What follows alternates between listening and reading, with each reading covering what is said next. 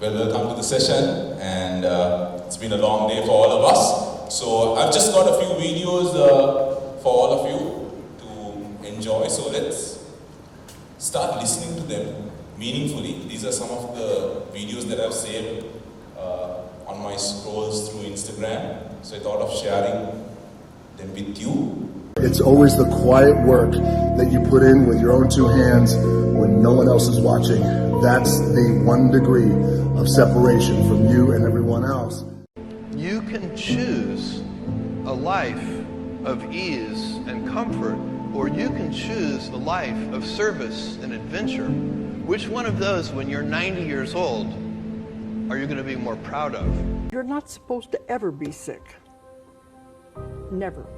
The body is a miraculous machine that has been created to take care of itself and heal itself if we don't interfere.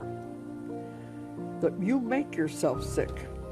And if the mind is powerful enough to make yourself sick, it's also powerful enough to heal you. First we got to find out why. Why did you do this to yourself?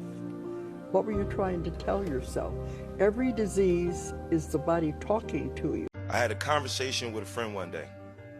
We was talking about family and life, and I asked him, how do you see your kid's future?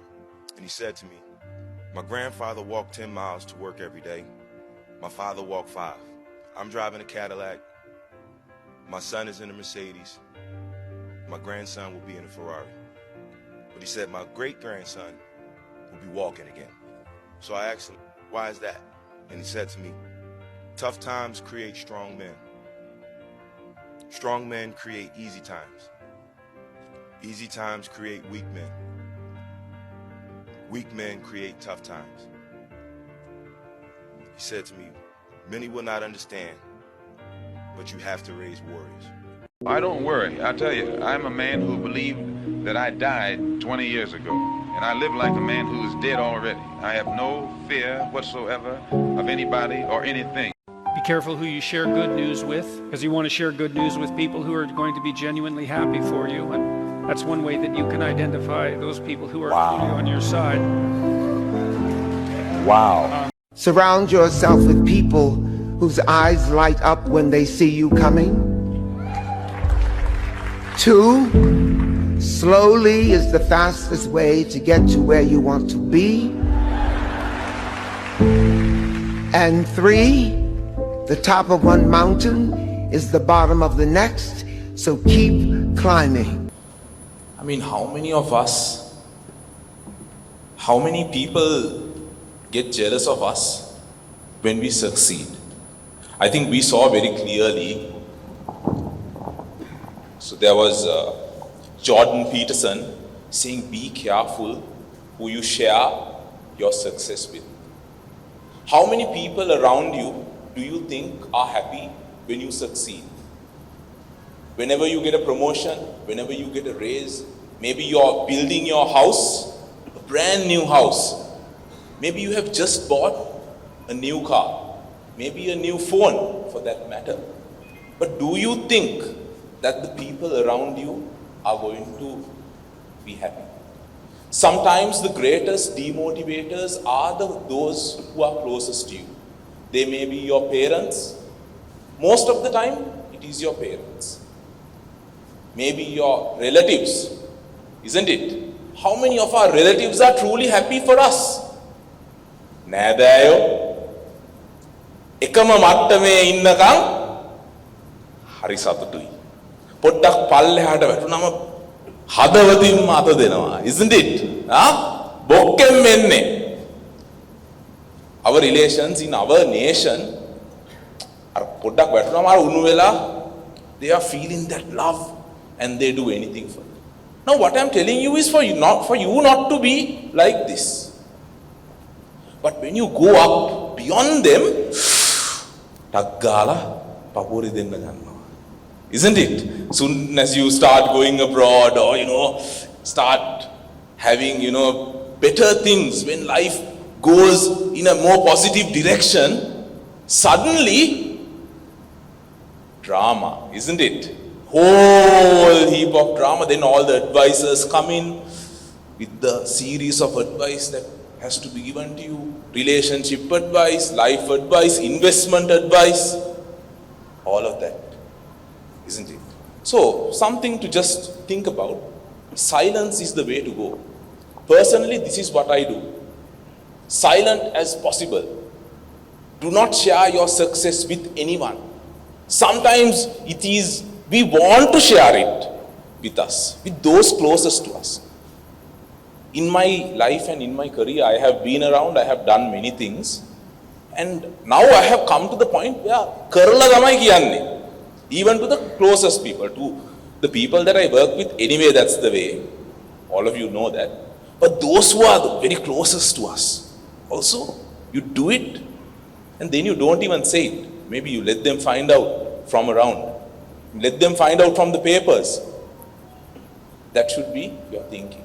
So don't share your success. So let's watch this video. So all of us, every day in the morning we complain, isn't it? You can look at this kid struggling to have his or her breakfast.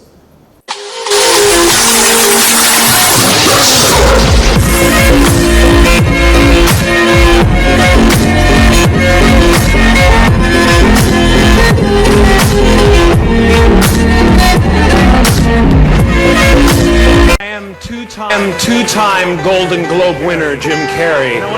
When I go to sleep at night, I'm not just a guy going to sleep.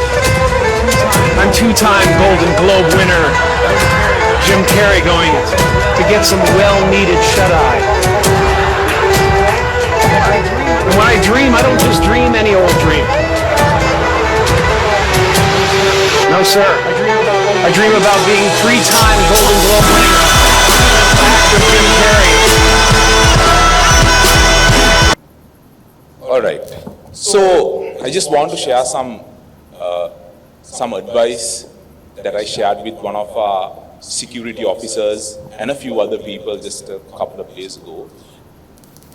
And most of you have constantly come and told me to share some investment advice. So normally, until this day, I didn't do that because, the risks that I take, I don't know whether some of you should take it. But then something that is very evident in the current day is that, everyone's struggling at this point in time with the current inflation and all that. But right now, all of you know that the interest rates in the bank is super high.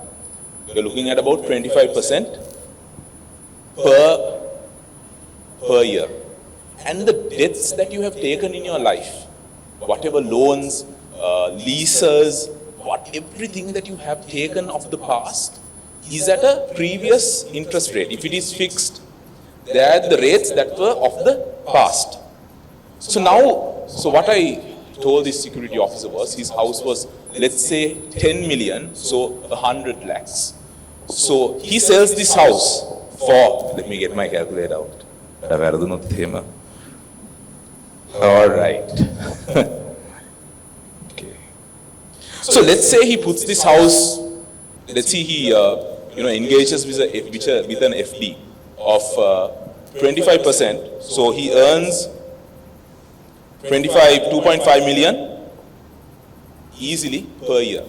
So you divide that by 12 months, you are looking at 200,000 very easily, right?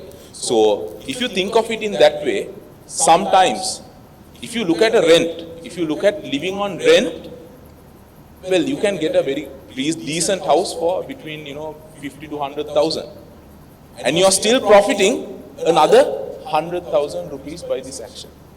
So it's a simple thing that you can consider doing now if you want to settle. Maybe you're struggling with the finance in your car.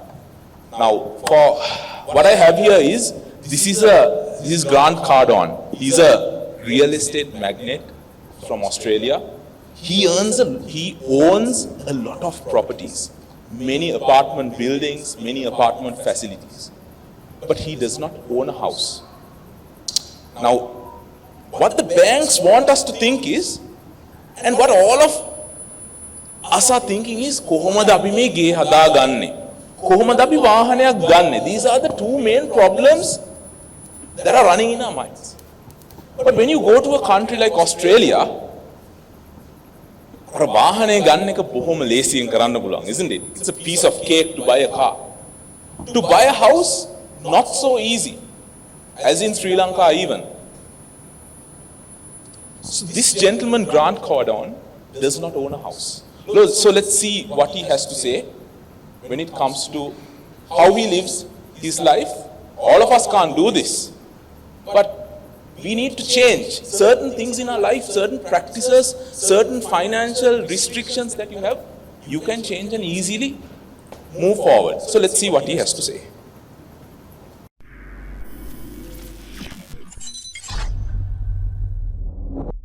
Okay, so now you have this massive amount of real estate.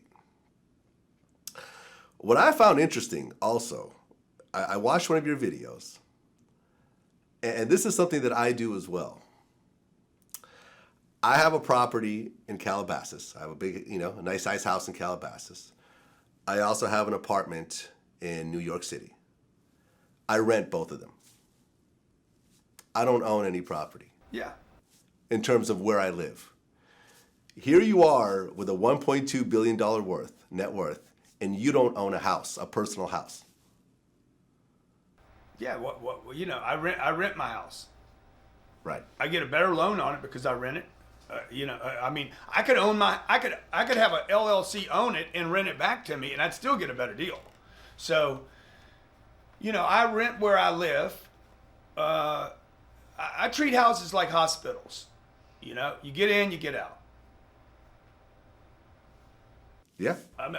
The grocery store, Whole Foods. I don't buy the whole grocery store. I go get the stuff I need, and then I leave. And houses were built for banks. They weren't built for people. They were built for banks. And then the people were lied to and said, oh, a house is a great investment. A house is one of the dumbest, worst investments a human being could possibly make for one reason. You have to pay the house doesn't pay you. And if it doesn't pay you, it's not a good investment. Well, not only, that, but what a lot of people don't realize, because there's so many arguments you always hear over and over again, like, when you rent, you're paying someone else's mortgage. That's my favorite one. When the reality is if you have any sort of typical loan, you're just paying interest to the bank. You could live in a house, you could have a 30-year mortgage, live in a house for 15 years and still owe exactly what the house was worth when you bought it. Or it could be worse. Could be worse. So, what we know about houses is the bank's going to make if the loan's 6%, the bank's going to make 6% on the loan every year for 30 years. Yeah. So I don't know what that number is, 180%. So that means your house has to go up 180%. No. The down payment has to go up 180% for you to ever catch up with. The house has to go up 180%. The bottom line is, take all the math away. If it don't pay you, why are you doing it? I don't want to pay for something. Now the other argument that Vlad, I know you've had is, well, you got to live somewhere. Well, anyway, I think it's very clear to all of you. So the security officer now is making 200,000 plus on his house that he has sold. Well, maybe the value of the house also, it won't increase in the way that you imagine it to increase. You have to think about it. Look at the past 10 years in whichever neighborhood that you are living in. It hasn't, now if you look at this interest rate, within 4 years the price of your house has doubled. So maybe if it sticks, let's say if it doesn't stick, probably in 7 years, worst case scenario, or 8 years, your house is doubled. Now, if you look at the property market, it's not going to increase in that way. There is as much as people can afford. There will be certain people who want to, buy lands or whatever in Colombo 7 or wherever, but not everybody will do that. You have to be practical. If you are a new person who is going to buy a house, you will have a limited budget, and that is how you will go ahead with this. So think about it. That being said, I thought of sharing with you, the way, the part of my life where I was at university. And in a nutshell though, in a detail on another day.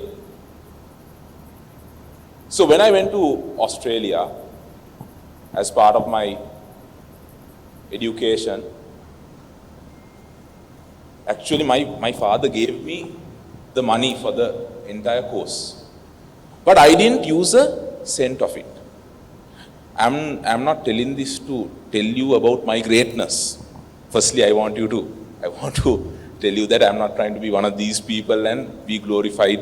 I'm just trying to share with you things that I have done which may help you. That's all. I don't want to be a porak wenna onne. Okay? This is just a communication to you. So take whatever you can. This is how we lived. I lived with one of my friends. We earned our entire university money. We went to Monash University. I think the placements team know what the cost of Monash University is. At that point in time, it was about $23,000, $24,000, which means I had to earn at least $2,000 a month, maybe $3,000, $2,500, something like that, to basically live and pay my university fees. So, but it involved so many jobs, from working at working at McDonald's was kind of posh to get a McDonald's kind of job.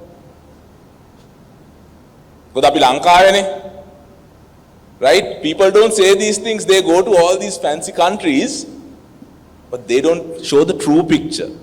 Right? They show the BMW which they bought for $5,000. I had a friend like that. He went for cleaning with me he went for commercial cleaning, right, with me. Machang me putta pinturයක් ganna me ලංකාවට යවන්න. He sits in the office. He's cleaning the office. But he sits in the office as if he's working and sends a picture back home. And I know that his car he's bought for $1,000, which is a BMW 5 Series. He bought it for $1,000. ඒකෙත් පින්තූරයක් ගන්න, and he sends it. So anyway, coming back to the story. So that is, we earned a reasonable amount of money, but then we didn't spend. What I see is so many people, even when it comes to most of our team members, our parents who I have worked with for 10 to 12 years, the expense is more than the income. එක හේතුවක් තමයි රටට ලෝකෙට පෙන්වන්න. Just for the purpose of the Instagram story. You have that beautiful, thing going on the Instagram. I was also like that at a certain point in time, many years ago, probably 6 to 7 years ago, I had that thinking, but it changed with time. Your foolishness, it sort of it fades away with time in a certain way. But people spend much more than they need. A simple meal, when I was studying, myself and my friend, we used to cook. We used to have very simple meals. I have no shame in telling you these things. So we used to actually, if it came to a, maybe it was food, let's say it was sausages or eggs or whatever, there was a limited quantity that we ate within the day. We are pretty healthy at this point in time. But there was once a week that we, went out, we enjoyed, we partied, and we did all that a uni student should do. But there was a limit to all of that. When we earned, we celebrated. But not in a hamba garapu ganata wada නෙමෙයි. රටට ලෝකෙට පෙන්වන්නත් නෙමෙයි. We didn't have that type of mentality anyway. But every day we went to work. Every day we did our studies whatever the way we can. We did not eat out unnecessarily. We cooked within. And there was a certain lifestyle. But it wasn't very fancy. It was very simple. But we were able to achieve something. Sometimes we used to pool our transport. We used to walk to work. There are certain sacrifices that you have to make If you want to go to the next level, sometimes you might want to go out for dinner. Sometimes your salary is probably 50 or 60,000. You cannot afford to go, so you must not go. So please think as as team members of this organization, as a family who is growing together. How can we have better practices in our households and in our lives? There are some parents, sometimes we see them coming and asking us for discounts. Now, what is the fee at Lyceum? It's 12,000 rupees per month. Some people cannot pay this, but you would see them after an event. I have seen with my own eyes some of these people going to McDonald's and spending 2,000-3,000 rupees on a meal. So you can understand, isn't it? All these unwanted things, all the glamour. Now, to our parents, I'm just telling you, don't misunderstand me, I mean the best. But so much of our life is glorified.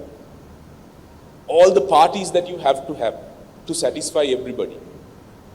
Even a wedding, for example, to satisfy everybody. All the people that come, half of which would complain at the end of the day. So you need to think, at the end of the day, it is only you. So that's one of the main things that I just wanted to tell you. It was a very, very simple life that we worked very hard for. And if any one of you put that effort that you would put overseas, so I'll just tell you the schedule that we ran from Monday to Friday. Every day you wake up early, 5 o'clock or 6 o'clock, you go to work. I worked during my master's time. My classes were from 6 to 9. 7:30 to 5:30 was work. 6:30 was university. 6:30 to 9:30 was the campus. Then again, we went to work at 10:15 or 10:30. We were paid for 5 hours, but we could do that entire job in 3 hours. So that type of schedule. But if you put that effort in your lives in this country, you can make a serious difference. That is because nobody else is going to do that. You go to a country like Australia or Canada, everybody has to do that. Why does a overseas country encourage immigration? Because they want to make money. The government wants to make money out of you. What is the tax rate? Do you know what the tax rate is? 40, 50, sometimes it goes over 50%. You're always maintained at a certain level, which is fair enough. But it's not the beauty. They want that revenue off you. So you are earning $100,000 or $200,000, but you're earning the government another $100,000 as well. So that is why they want people from other countries to come there and earn revenue for those countries. Have you ever thought about it in this way?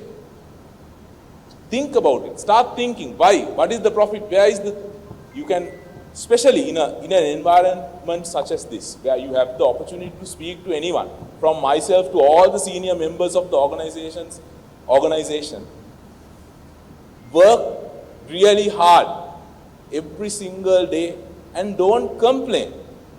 Keep your life very simple. Don't complicate things. Don't live to satisfy many other people. Do your work. End of the day, you are for yourself, and try to develop yourself by working hard into the next level. Don't be jealous of other people. As part of this team, we must learn not to envy one another. We must celebrate each other. I think we saw, surround yourself with people that, celebrate. To me, I feel very happy when I see my team members do well, do better than me. That is what I live for. As an organization, you are not working to satisfy anybody. As an individual, I can proudly say, you can see how we come and go to work. You see 3 Land Cruiser Jeeps parked up there, isn't it? One of which is used by myself. I will tell you how much we paid for that. It was 6.8 million rupees, and that is why we have that. We As an organization, we have that vehicle as well, and we have allowed others to use it as well. None of which we have wasted any money unnecessarily. Because as you know, there were these permits that were out there some time back, and we were able to acquire these things. I'm just telling you all for you to know. If not, you will think, your leaders are celebrating in a different way and your lives are hell. But that is not the case. This is what it is. We want all of you to succeed. I think all of you are in different companies now. 35 different companies at this point in time. But you must realize that all of us are working for one common purpose. All of you are expected to profit on your own. Fair enough.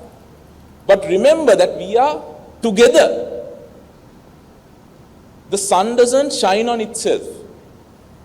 The fruits on an apple tree or any tree for that matter is not consumed by the apple tree. We are here in service of others. All our organizations are serving one another.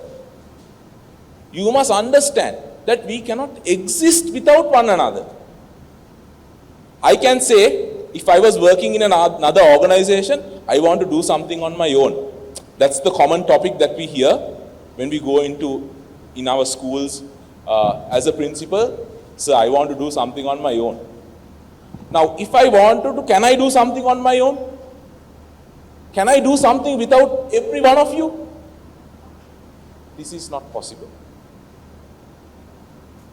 So, think about it whenever somebody from any organization, all of us are one team.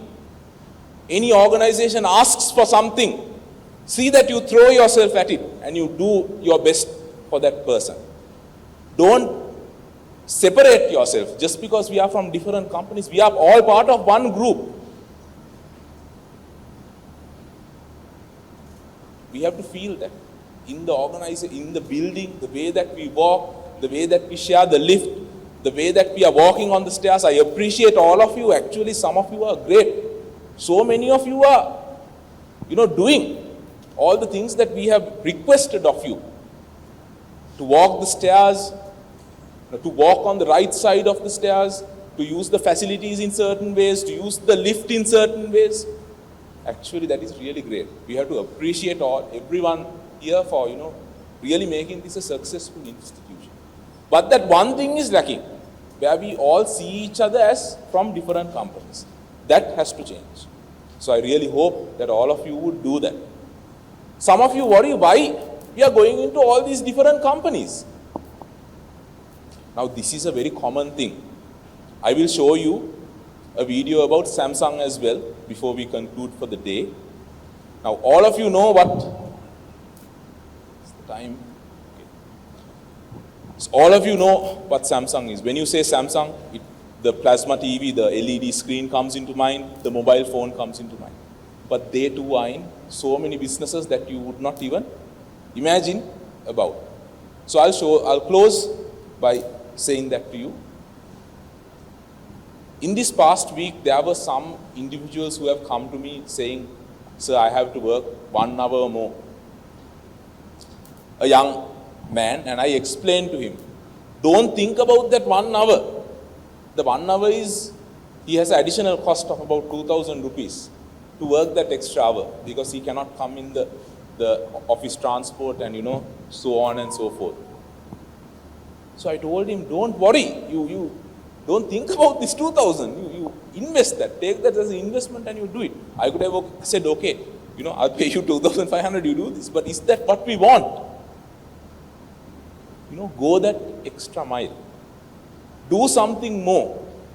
And automatically these good things will come to you. This is how the world is working. This is how nature works. As I said, the sun does not shine on itself. We have to help one another. We have to celebrate one another. Then only all of us can grow. So please have this thinking. Don't be selfish. Don't be self-centered. Don't be jealous. Let us celebrate the lives of one another every single day in this organization. So let me show you this video from Samsung began in 1938 as a small trading company that sold noodles, dried fish, and local vegetables. Back then, it was impossible to imagine that Samsung would transform into one of the world's most valuable companies that produces so much more than you would think. Samsung have created skyscrapers, roads, hospitals, clothes, robots, and far, far more. They even had an aerospace division that created helicopters and tanks for the military. But we'll get to all that. First, let's introduce Lee Byung-chul, who founded Samsung at the age of just 28. He says that one night he had a panicked realization that he was wasting his life, and that it was time to set a clear goal for himself, and so he committed at that moment to building a business. Despite Samsung's humble beginnings selling groceries, Lee always had a much bigger vision. He chose the name Samsung, as in Korean it means 3 stars. Whilst to many of us 3 stars may sound like a mediocre product review, in Korea the number 3 is very popular, as it represents something big and powerful, and star is used to represent something everlasting. Big, powerful, and everlasting are certainly perfect words to describe what Samsung has now become. But at first, it didn't look like Samsung was even going to survive, as the Korean War had a devastating impact on Lee's business and the entire country. In fact, after the war, there was a shortage of commodities, and Korea was heavily relying on imports. So Lee decided to diversify his business and create affordable goods for the public. He started by creating a sugar refinery, and then using the profits from that, he opened the largest woolen mill in the country. This allowed Samsung to expand into textiles, and they began creating finished products like clothing. Since it was diversification that allowed Samsung to survive, Lee decided to keep pursuing this strategy more aggressively, and reinvested the money he made into other new areas like opening a department store and getting into the insurance business. In fact, to this day, Samsung is the largest insurance provider in South Korea. With all of this rapid expansion of his business, it wasn't long before Lee was the richest man in the country, and he was about to get a lot richer. In 1968, Samsung executives had a meeting where they decided the next market to enter: electronics. A year later, Samsung Electronics was fully set up, and they created a 12-inch black and white TV. Within a decade, they'd become the world's #1 black and white TV manufacturer thanks to their efficient assembly line production. And this success led them to start producing all kinds of home appliances. Like in 1979, they began making microwaves. In 1980, they started producing air conditioners. In 1981, they produced 1 million color TVs. And in 1983, they got into making personal computers. But they soon realized that to produce all of these electronic goods, they were heavily reliant on importing so many small components from abroad. So they bought a semiconductor company to have full control over the supply chain themselves. They not only used these chips in their own products, but started selling them globally to other electronics manufacturers, opening yet another product line for Samsung. In fact, one of their many customers is Apple, who have used Samsung memory chips in their iPhones, despite the fact the two companies have become fierce rivals in the smartphone market, which we'll get to shortly as well. But what's really fascinating about Samsung is all the industries they've expanded into that you never normally hear about. For example, under a division called Samsung Heavy Industries, Samsung specialize in making giant ships, and are one of the largest mega shipbuilders in the world. There's also another division called Samsung Construction and Trading that makes roads, tunnels, bridges, and buildings. Amazingly, the world's tallest building, the Burj Khalifa in Dubai, was built by Samsung. And before that, Samsung was also involved in making the previous tallest building in the world. They even own South Korea's largest theme park called Everland, have their own hotels, and own a place in Korea called Samsung Town. So, whilst many of us probably know the Samsung brand from its success in mobile phones and consumer monitors and gadgets, that's barely the tip of the iceberg. We haven't even mentioned Samsung's non-profit foundation, which includes a university and a hospital called Samsung Medical Center. Yep, Samsung even have a hospital. However, the fact that Samsung have expanded into so many industries may sound like an incredible business success story. A young entrepreneur starting with a simple idea and then diversifying into more and more markets and gradually building an empire. All of us remember this period when we did not have fuel. We had a difficult time where all of us were really worried.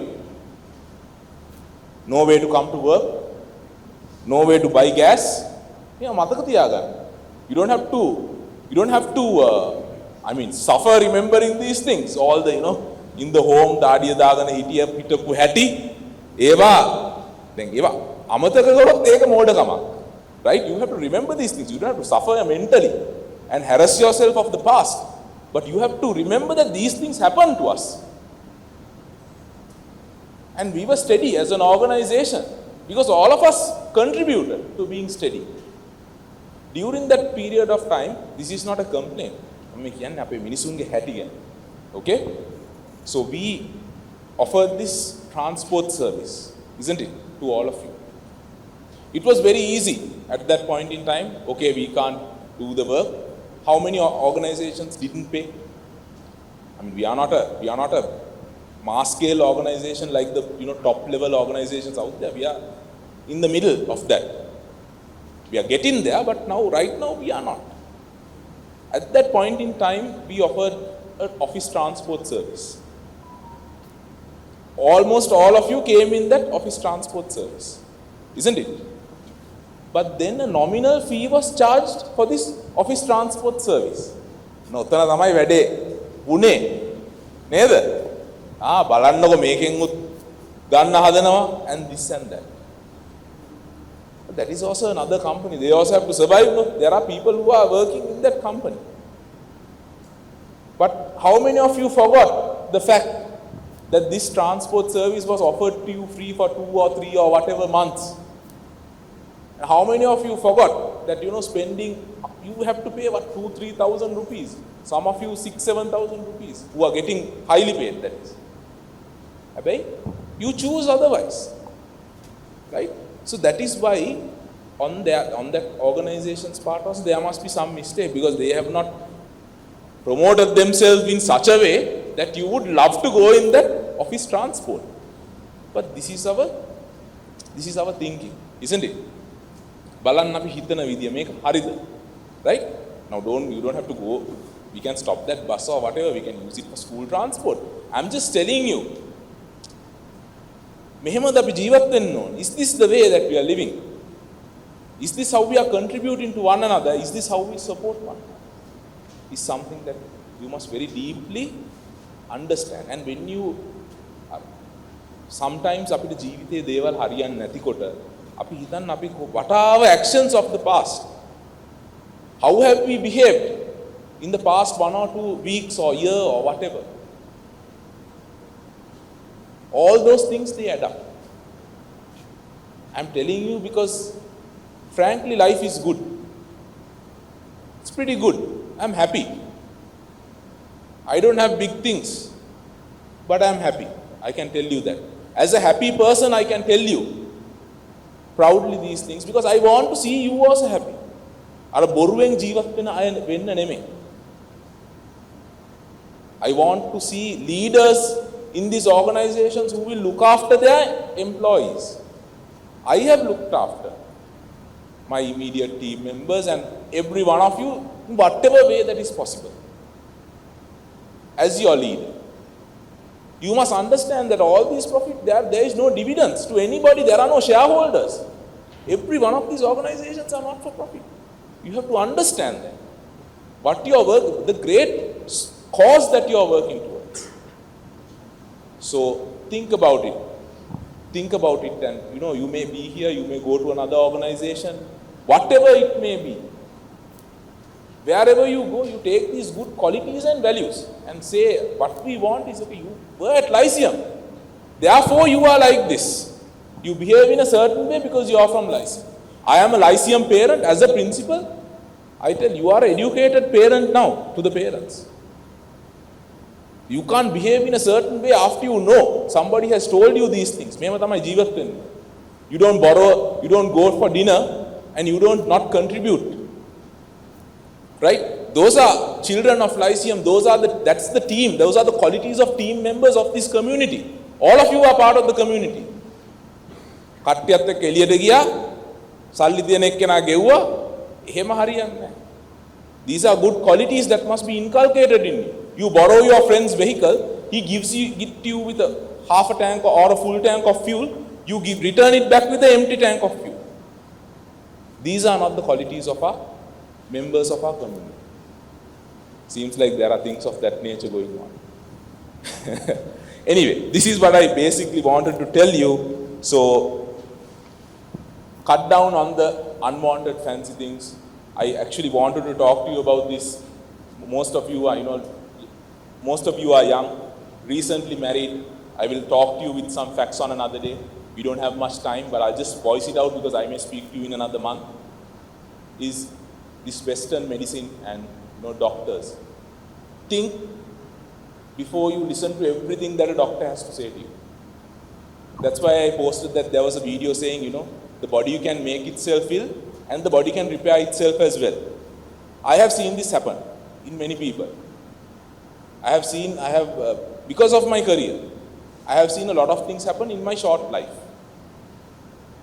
The body can choose whether it falls ill or it recovers. Follow the natural process always. And all because of the young people out here, if your wife is giving birth or if any one of you are giving birth, all these doctors would recommend the cesarean, isn't it? Because I have a lot of friends who are in this medical field constantly. I make pal karna. So, අර නැකතත් තීරණය කරනවා. එහෙම නේද? සීස කරද්දී ඉපදෙන නැකතත් තීරණය කරනවා. රජ නැකතක ඉපදෙන්න. නේ? So you are going against nature. And the child is born and the body does not know. How many complications are there? ළමයා හම්බ වෙලා ඇඟ දන්නේ නැහැ. හම්බුණා කියලා ළමයාව.